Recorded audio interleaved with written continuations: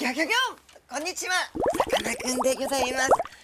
今回はこだわりのアイテムをギョギョッとご紹介させていただきたいと思います。そ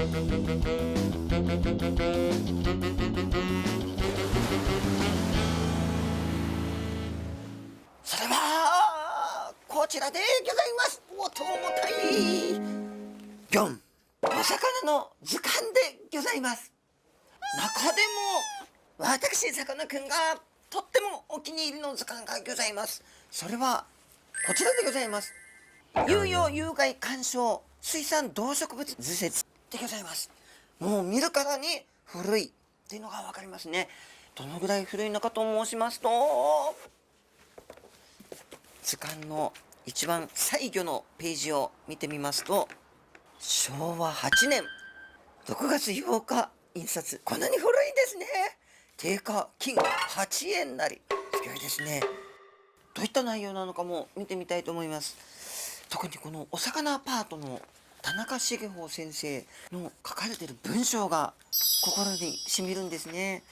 ちょっとこれは魚の長さを測るには仁王の測り方があって、ミリメートルまたは尺寸を持って測る際には頭の前端から尾びれの先端までを測り、これがどういうことかと言いますと、頭の先から尾びれの先までを測った長さを全長と言います。で、尾びれというのは結構破れてしまったり壊れてしまったりですね、ボロボロってなっちゃう時もあったりするわけですね。そういう時には尾びれを除いた長さで体長ということで、ここまで測りましょうということなんですね。いずれの方法で測る時でも5ミリメートル以下はなるべく測らないこととし、死者を魚入しておけばいい。例えば 1.2 メートルなどと測らないで、このような場合には1200ミリメートルとするか、周囲の事情で死者魚入して良いときは1メートルと思い切って書いた方がいい。せいぜい20センチ端折っちゃうんですね。大胆ですよね。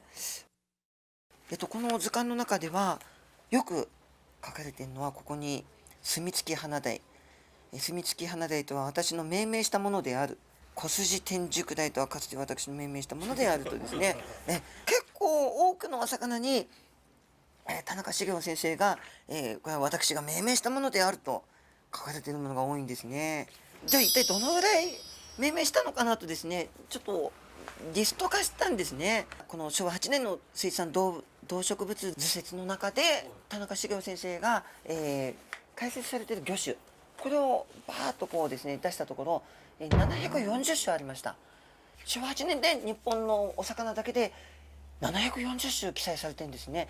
今はですね、日本産魚類っていうのはだいたい4200種って言われてるんですけど、当時で740種記載されてるっていうのはすごい多い数かなと思います。で、その中で田中先生が命名されたのは191種でした。すごいですね。すごい多いですよね。多いですね。コバンザメ。これ名言だと思うんですね。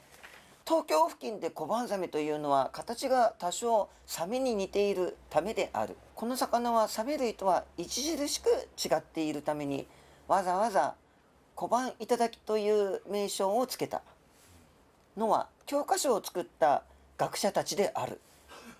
しかし私は小判ザメといった方がいかにもいいやおに感じる。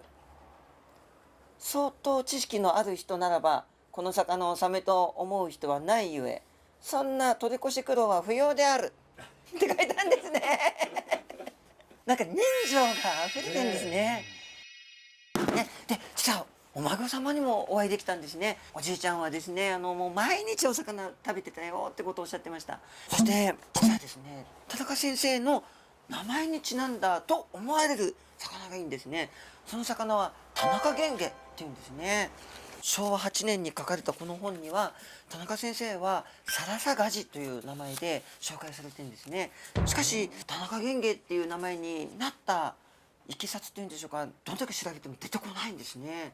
しかし私はその田中源下ちゃん、顔がキュッとこうとんがってて、目がキュッとこう寄ってまして、狐っぽい顔してるんですね。で、その田中源下ちゃんの顔を見ると、お、田中先生のお顔に似てると、おまけ様に田中源下ちゃんのお写真見て、田中先生に似てませんか、おじいちゃんにそっくりですとおっしゃってました。はい。